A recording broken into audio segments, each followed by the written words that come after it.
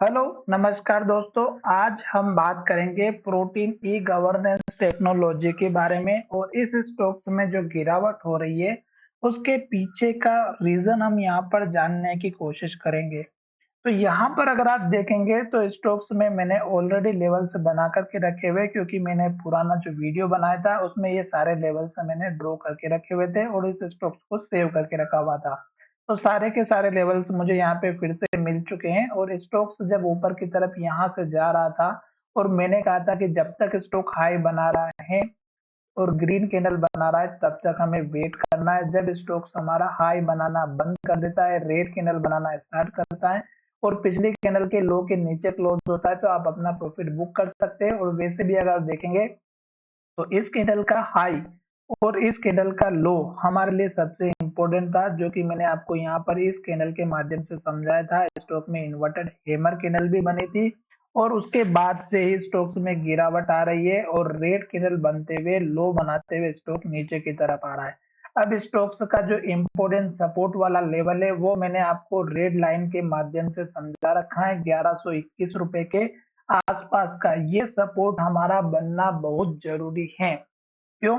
क्योंकि स्टोक्स अगर हमारा इस लेवल का सपोर्ट नहीं लेता है तो फिर स्टोक्स में दूसरा सपोर्ट बनेगा 1098 का और ये लेवल टूटने की पूरी कोशिश करेगा। रीजन यहाँ पर ये है कि स्टोक्स ने यहाँ से पहले भी सपोर्ट लिया है और यहाँ पर पहले भी सपोर्ट लिया है। ठीक है, तो ये जो लेवल है दोनों ये बहुत ही इंपॉर्टेंट है और ये लेवल अगर टूट जाता है तो फिर स्टॉक्स हमारा नीचे की तरफ जाते हुए नजर आ सकता है। इसके लिए हमें इस स्टॉक्स पर नजर रखना बहुत ही जरूरी है। और अगर आपने इस कंपनी के स्टॉक्स लेकर के रखे हैं तो आपको एटलीस्ट सपोर्ट लेवल जो मैंने आपको यहाँ पर बना करके बताए हैं ये आपको देखना बहुत ही जरूरी है।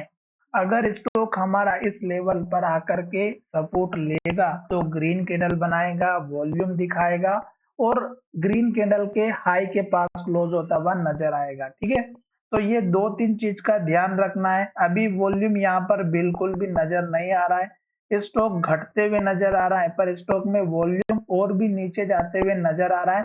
तो हमें क्या करना है कि यहाँ से स्टॉक सपोर्ट लेकर के ट्रेंड का रिवर्सल दे सकता है, जो कि वॉल्यूम और शेयर की प्राइस को घटते हुए दिखाई दे रहा है। तो ये हमारा क्या कहलाता है, रिवर्सल का टाइम।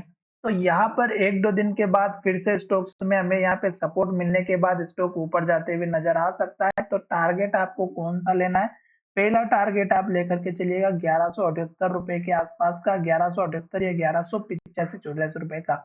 दूसरा टारगेट आप लेकर के चलिएगा इस कैंडल का लो जो कि 1200 का है। फिर आपका टारगेट रहेगा 1225 का।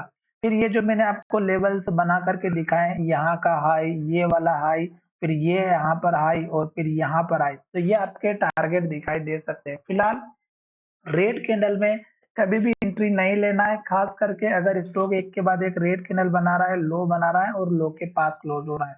देख सकते हैं यहाँ से लेके यहाँ तक गिरावट दिखाई, यहाँ पर भी गिरावट दिखाई, यहाँ पर भी गिरावट दिखाई और अभी सेम सिचुएशन यहाँ पर बन रही है। तो चलिए वीडियो को यहीं विराम करते हैं। धन्यवाद, मिलेंगे नए वीडियो में।